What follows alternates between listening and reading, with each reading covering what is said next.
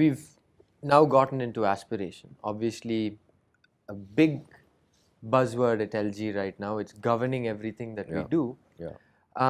But you talked about India and you talked about competition, and many a time they're the ones who have the resources. But how does having an aspiration and a powerful, justified, reasonable aspiration compensate for lack of resources that you may have? I think we need to understand that nobody was born big. Mm-hmm. They were made big, Mm-hmm. right? And in the journey of becoming big, they didn't make one big Hanuman leap and became big, right? So if you look at the end goal and then say, that's my aspiration, for that aspiration I don't have the resource now, is based on the assumption that you're going to make one big Hanuman leap and get there. Mm-hmm. You chart your trajectory, right, towards that goal.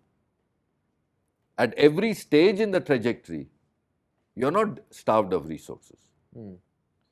You may be starved of looking at it from one point, right, at the end point. It's intimidating.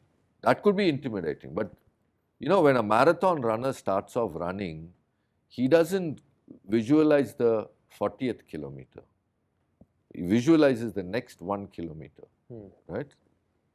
So, do I have the pace and stamina to finish that 1 kilometer? Then it's the next, and it's the next. But if he's going to keep looking at that 40th kilometer finish and get despondent, oh, I'm only in the 3rd kilometer, he's not going to make it. Mm-hmm. It's not that he doesn't have the stamina.